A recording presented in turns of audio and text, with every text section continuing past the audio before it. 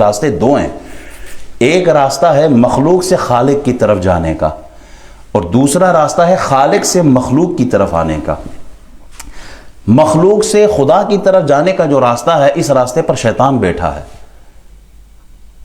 طرح طرح سے اس نے جال لگائے ہوئے ہوتے ہیں، پھنسانے کی کوشش کرتے ہیں۔ میں اس کو ایک اور مثال سے سمجھا دوں ذرا کلیئر ہو جائے۔ یہ جب ہم سندھ کی طرف جاتے ہیں نا، کشمور اور یہ آگے کا جو علاقہ ہے، کہتے ہیں کچے کے ڈاکو ہیں یہاں پر، اور پولیس والوں کی گاڑیاں کچھ آگے ہوتی ہیں کچھ پیچھے ہوتی ہیں، بیچ میں وہ قافلہ لے کے جا رہے ہوتے ہیں، اور بڑے عجیب سا ماحول۔ ایک وہ راستہ ہے، ایک دوسرا راستہ ہے جہاں ڈاکو ہی ڈاکو بیٹھے ہوتے ہیں۔ تو سب کو پتہ ہے کہ اس راستے پہ جائیں گے تو خطرہ ہے، اور دوسرا راستہ وہ کہ جس پہ حفاظت کے لیے چوکیاں بنی ہے، پولیس ہے، راستے میں حفاظتی دستے ہوتے ہیں، دوسرا وہ محفوظ راستہ ہے۔ تو ہم کون سے راستے پہ جاتے ہیں؟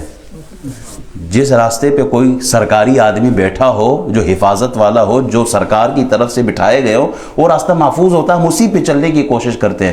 دوسرے میں خطرہ ہے۔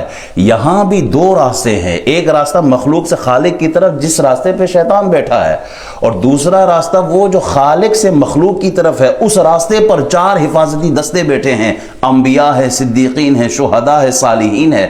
اب ہمیں یہ بتایا گیا کہ کس راستے پہ چلو، انعم اللہ علیہم من النبیین، اس راستے پر جس راستے پر نبی ہیں، صدیق ہے، شہداء ہے، صالحین ہے، یہ حفاظت کرنے والے دستے ہیں۔ وہ پیر کی کیا لوڑ ہے؟ میں کہتا ہوں پیر کی لوڑ یہ ہے، پیر نہ ہو تو شیطان لوٹنے کے زیادہ ماہر ہے، وہ لوٹ لیتا ہے۔ ہاں اگر اس راستے پہ پیر بیٹھا ہو، داتا علی حجویری، غوث اعظم بیٹھے ہو، پھر لوٹنے کا خطرہ کوئی نہیں ہوتا۔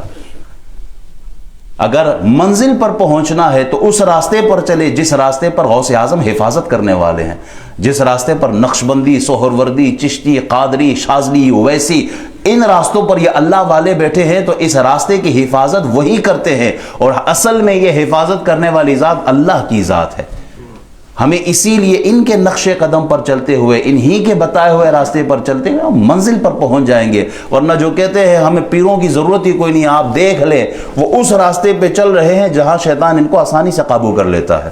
پھر ان کو نہ ولی کی اہمیت، نہ اللہ والے کی عزت، نہ اللہ والے کا خیال احترام، پھر کچھ نہیں۔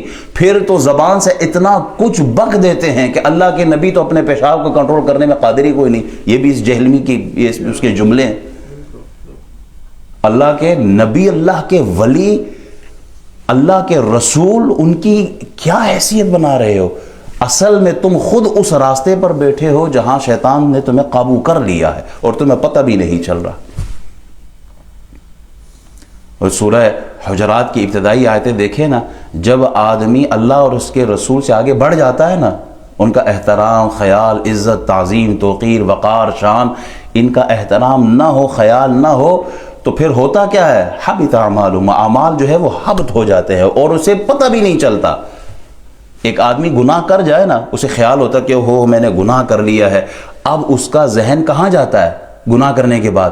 استغفار کی طرف، توبہ کی طرف، یا اللہ مجھے معاف کر دے، اللہ مجھ سے غلطی ہو گئی ہے۔ کیوں؟ اس کو پتہ چلتا ہے کہ میں نے کوئی گناہ کیا ہے۔ ایک آدمی کو یہ بھی خیال نہ ہو کہ میں نے گناہ کیا، تو وہ توبہ کی توفیق ہی اسے نہیں ملتی۔ تو یہ توبہ کی توفیق کا نہ ملنا، یہ کون سے راستے پر ہے؟ یہ وہ راستہ ہے جہاں شیطان بیٹھا ہوا ہے، اور وہ اس کو اس کی طرف اس کے ذہن میں یہی ڈالتا ہے کہ تو جو کام کر رہا ہے، زین اعمالہم، تیرے اعمال تجھے اور خوبصورت کر کے دکھا دیتا ہے۔ وہ یہی ہو رہا ہے ان لوگوں کے ساتھ۔ تو جو اس راستے پہ چل رہا ہے، جس راستے کی چوکیداری، حفاظت، سرکاری جو حفاظت، یہ جو مزارات ہے، یہ چوکیاں ہیں، یہ حفاظتی چوکیاں ہیں کہ جہاں پر اللہ کے ولی بیٹھے ہیں، ان کے مزارات ہیں، یہاں آ کر آدمی اپنے ایمان کی حفاظت کر لیتا ہے۔ غوث اعظم کے مزار پہ کیوں جاتے ہو؟ میں نے کہا ایمان کی حفاظت کے لیے۔ داتا علی حجویری کے مزار پہ کیا کر شرک ہوتا ہے؟ میں کہا نہ، شرک تو تمہارے لیے ہوتا ہوگا، ہم تو اپنے ایمان کی حفاظت کے لیے وہاں جاتے ہیں۔ کیوں؟